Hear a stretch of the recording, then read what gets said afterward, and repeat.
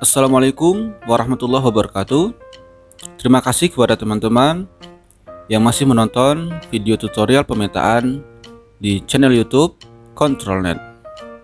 Di kesempatan ini, kita akan membuat peta analisis kemampuan lahan berdasarkan buku analisa daya dukung lingkungan menggunakan ArcGIS yang dibuat oleh Fakultas Teknik Universitas Jember dan juga berdasarkan Jurnal Spasial Vol 6 nomor 1 tahun 2019 tentang daya dukung lingkungan berbasis kemampuan lahan di Kota Palu, di mana buku dan jurnal ini mengacu kepada Permen PU nomor 20 garing PRT garing M garing 2007.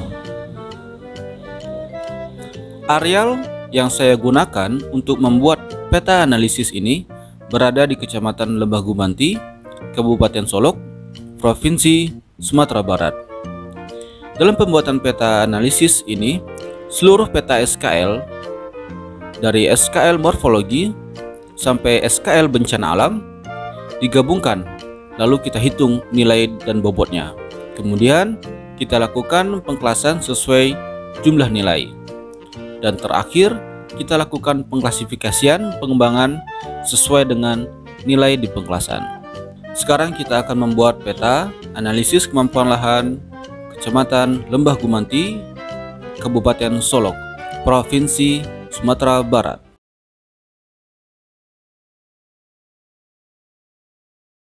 Baik, sekarang kita sudah berada di jendela ArcMap.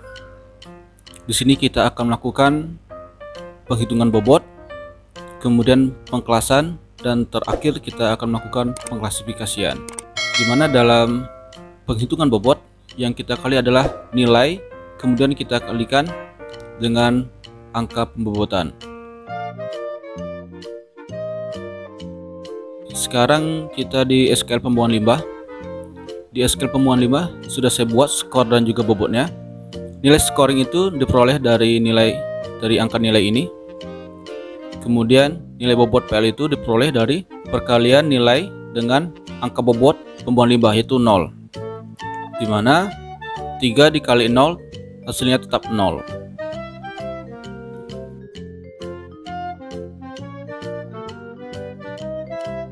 Kemudian kita lanjut ke SKL terhadap erosi. Kita coba lihat, kita klik kanan, lalu kita open attribute table. Di sini kita lihat, saya juga sudah mengisinya, yaitu scoringnya dan juga bobot terhadap erosinya.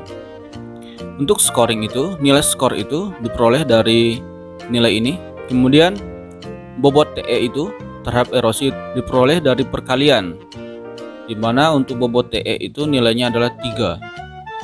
4 kali 3 itu adalah 12. Kemudian kita cek lagi yang SKL drainase, juga sudah saya buat scoringnya dan juga bobot drainasenya.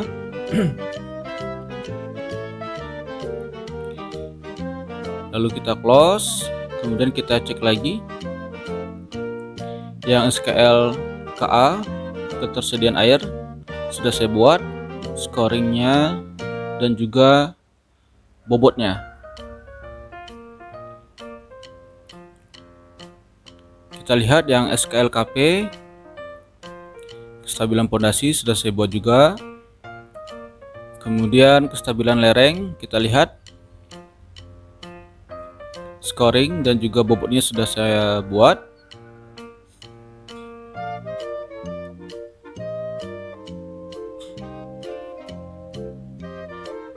SKL morfologi kita coba lihat,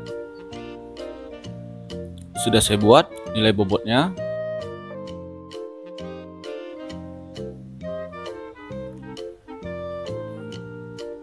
Nah, di sini saya akan buat nilai bobot sesuai dengan tabel yang sudah saya buat tersebut. Di sini belum ada nilai skor dan juga belum ada bobot, nilai bobot dari SKL kemudahan dikerjakan. Di sini kita membuatnya, kita add field. Kemudian di sini namanya kita buat skor. TP-nya kita buat double. Oke.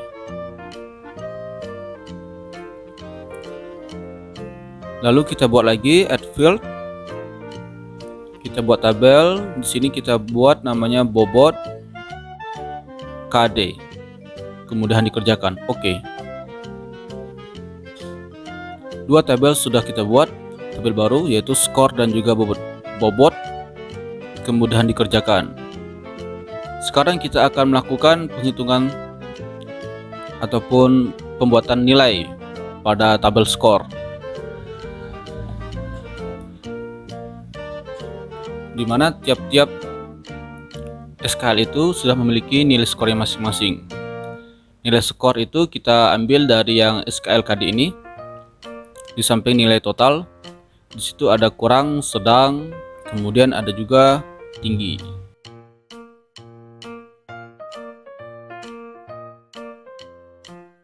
Kita klik 2 kali kurang, kemudian apply. Oke, kita geser, klik kiri lalu klik kanan, fill kalkulator. Yes. Untuk nilai kelas kurang itu nilainya di sini kita buat menjadi 3. Jadi 3. Oke. Kita tunggu prosesnya.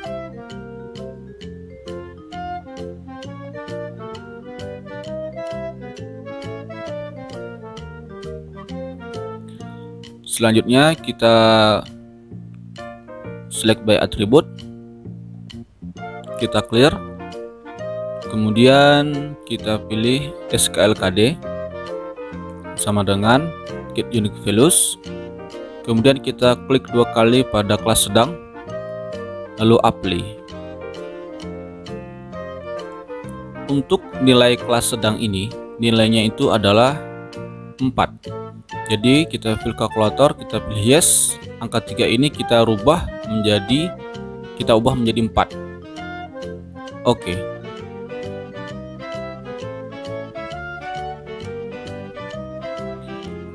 Kemudian kita buat lagi select by attribute, kita clear, kemudian kita klik 2 kali pada SKL KD sama dengan get unique values, klik 2 kali pada kelas tinggi, pilih apply,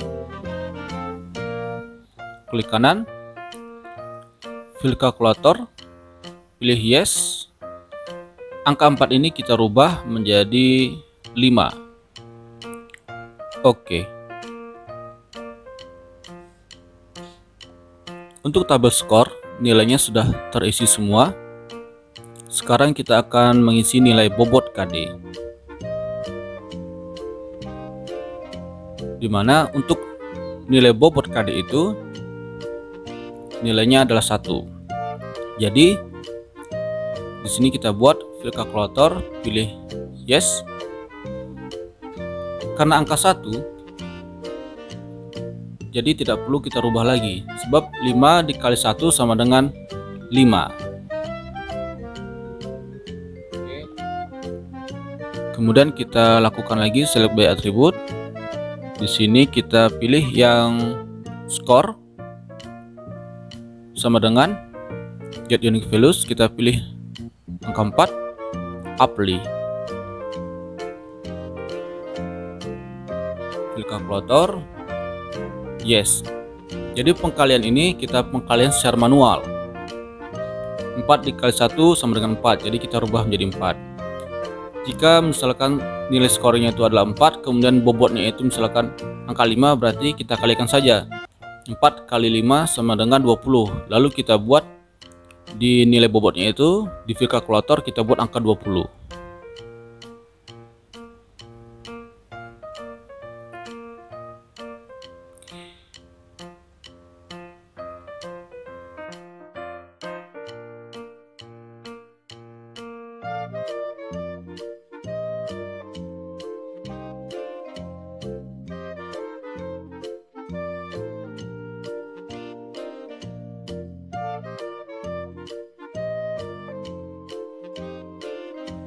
Oke. Itulah cara kita untuk membuat tabel skor dan juga untuk membuat tabel bobot terhadap SKL. Pada SKL sebelum juga sama caranya untuk membuat tabel, skor, dan juga bobot. Dan juga sama caranya dalam pengisian nilai pada skor dan juga bobot.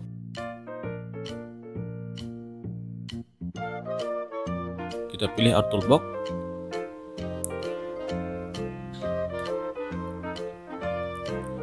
Di sini kita akan melakukan intersect. Kita gabungkan ke 9 peta SKL yang sudah kita buat sebelumnya, dari SKL morfologi sampai SKL bencana alam.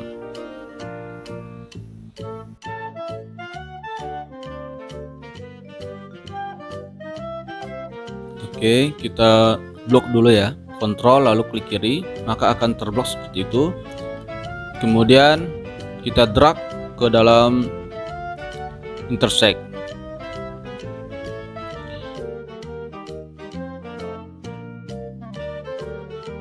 Lalu kita buat tempat penyimpanan.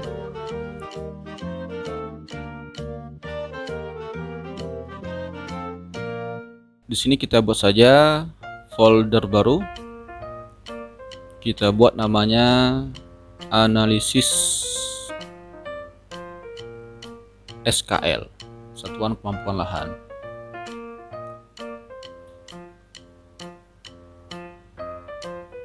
Lalu namanya juga kita buat analisis SKL. Save.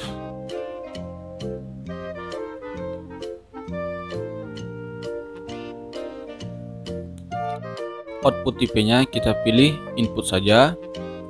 Kemudian pada join atributnya tetap kita pilih all. Oke, kita klik OK. Kita tunggu. Inilah hasil dari gabungan dari ke-9 peta SKL yang sudah kita buat sebelumnya. Nah, setelah jadi seperti ini, langkah kita selanjutnya adalah kita open attribute table. Kita lihat hasil intersect ataupun gabungan yang telah kita lakukan tadi. Kita lihat di sini sudah banyak sekali gabungan-gabungan dari SKL morfologi sampai SKL bencana alam, yang tentunya seluruh SKL tersebut sudah memiliki nilai bobot dan juga nilai skor. Kemudian di sini kita customize geoprocessing, kemudian kita pilih dissolve.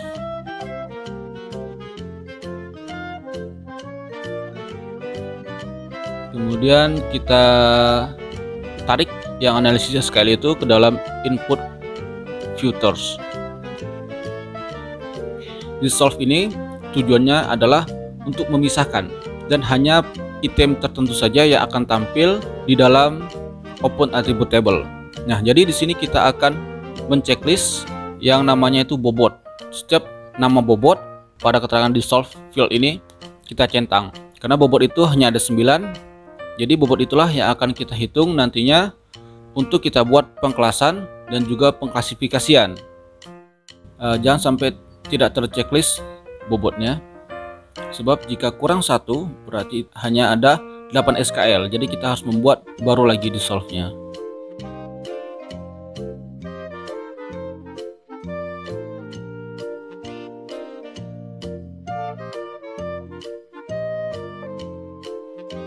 Oke, sudah kita checklist semua, sudah kita hitung 9 tadi. Kemudian kita tentukan tempat penyimpanan. Di sini saya tetap menyimpan di folder yang tadi kita buat, analisis SKL. Lalu di sini kita buat namanya analisis SKL. Oke. Kita pilih save.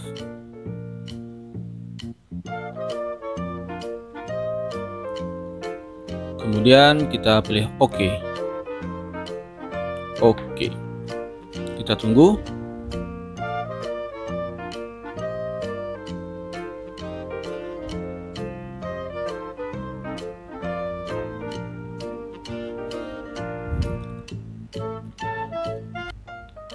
Checklist warna hijau di bawah itu menandakan dissolve sudah berhasil kita lakukan. Sekarang kita klik kanan, kemudian kita open attribute table. Di sini semua bobot sudah ada dari BA sampai morfologi. Oke, kita hitung sudah 9 ya.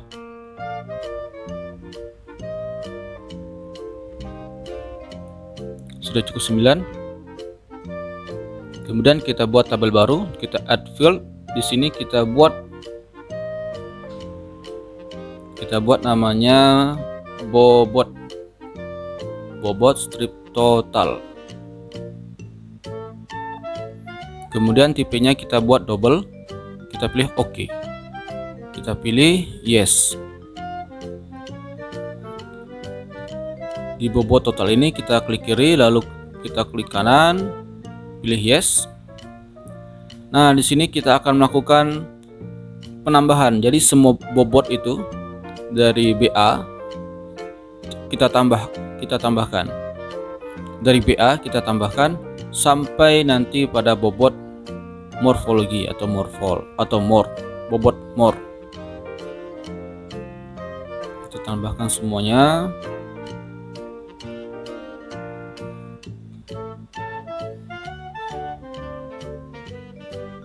Kita tambah, kita hitung 2, 3, 4, 5, 6, kita hitung. Oh, terlebih. Bobot total tidak usah kita hitung. Kita hapus. Oke, sudah 9. Kita hitung. Oke, sudah 9. Sekarang kita pilih OK. Inilah nilai bobot total dari ke-9 nilai SKL yang sudah kita buat. Kemudian di sini kita buat tabel baru, kita add field.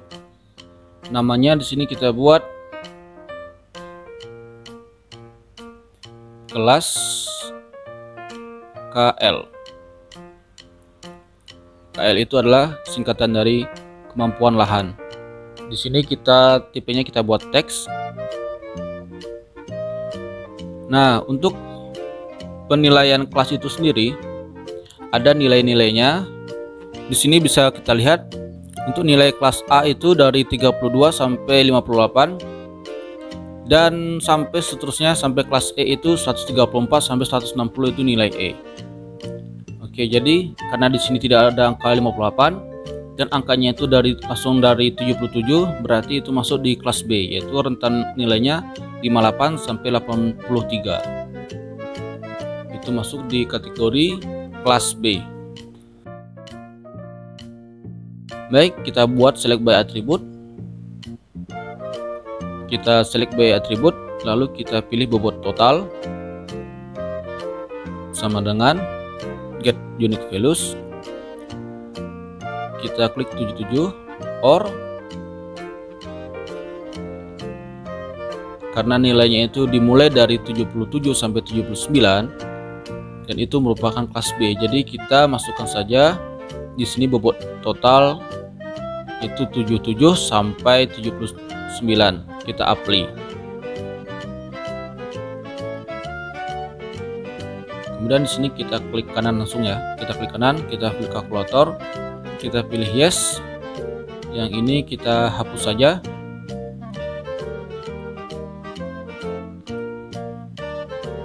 Kita buat di sini petik 2 di atas, kita buat kelas B. Oke. Selanjutnya untuk kelas C itu rentan kelasnya dari 83 sampai 109.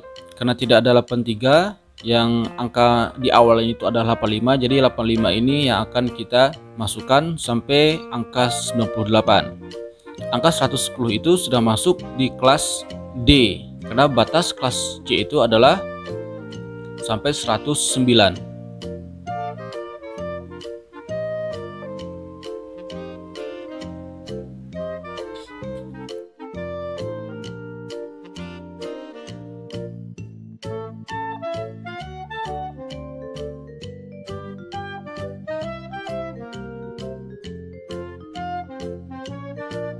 Apply.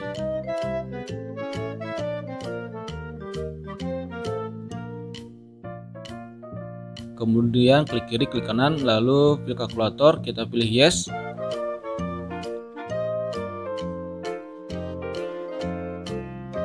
(85 sampai 98) itu masuk di kelas C. Di sini kita buat kelas C. Oke. Kita lanjut. Untuk yang kelas D. Kelas D itu dari 110 sampai 134 itu masuk di kategori kelas D.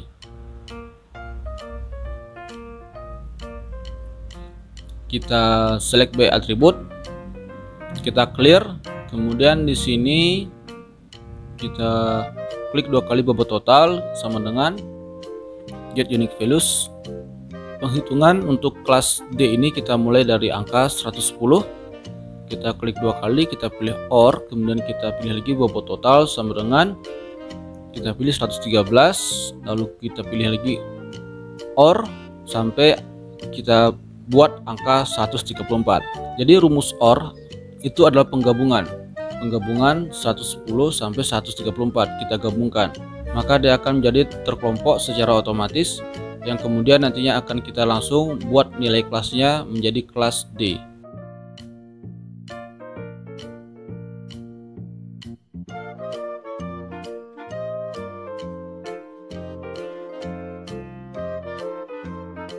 Kita pilih apply. Oke, langsung klik kanan, kita pilih kalkulator,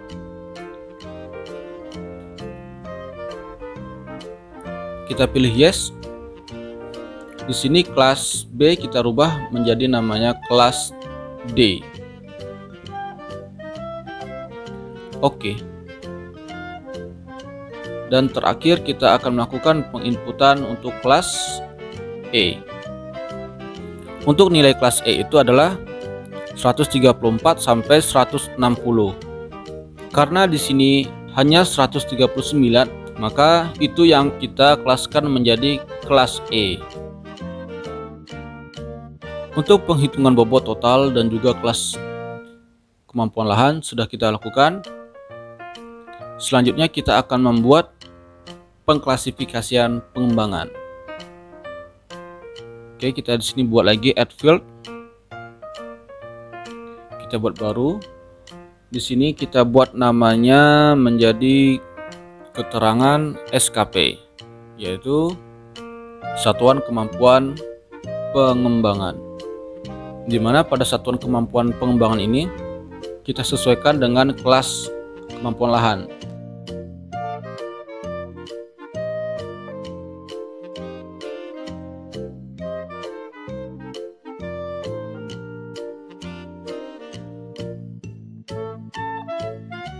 Get unique values kelas B. Untuk kelas B itu nilai kemampuan lahannya itu kita buat fill kalkulator yes. Oke, di sini kita buat namanya menjadi kemampuan pengembangan rendah.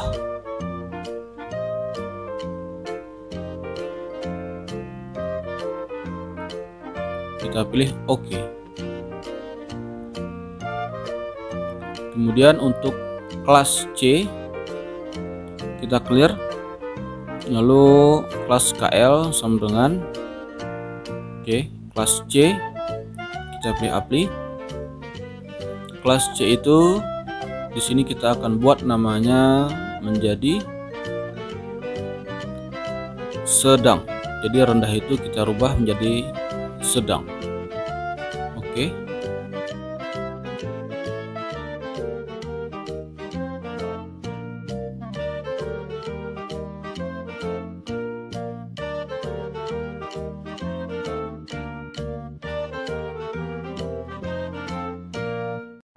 Kita pilih kelas D, klik 2 kali kelas D, apply.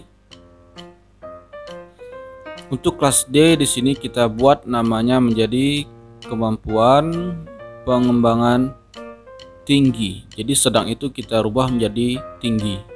Oke. Dan terakhir adalah kelas E. Kita clear.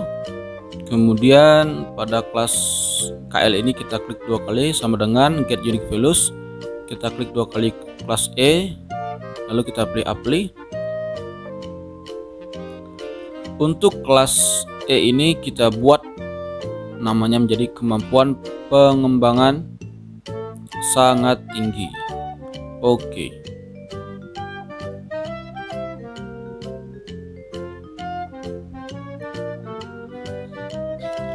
Baik, pengklasifikasian sudah selesai semuanya, dari skor, kemudian bobot, dan terakhir adalah keterangan. Di sini kita akan melakukan perubahan perbedaan warna. Jadi kita kelompokkan sesuai dengan keterangan SKP, Satuan Kemampuan Pengembangan.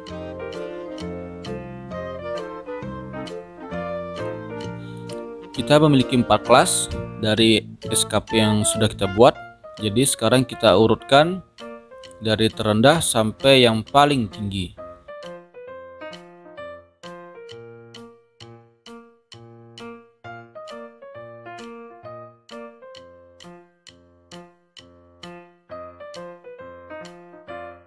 Di sini kita hilangkan outline colornya agar nanti lebih tampak perbedaan dari kelas pengembangan rendah sampai sangat tinggi.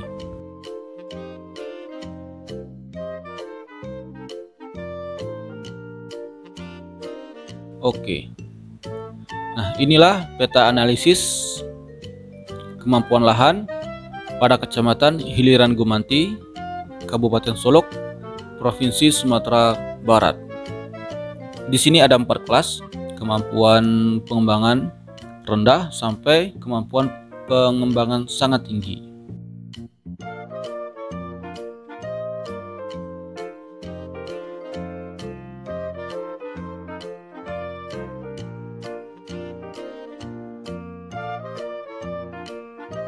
Baik, kita zoom, kita lihat yang warna merah itu masuk di kemampuan pengembangan sangat tinggi, warna kuning masuk di pengembangan tinggi, kelas pengembangan tinggi, lalu yang hijau muda itu masuk di pengembangan sedang, dan hijau tua itu masuk di pengembangan rendah.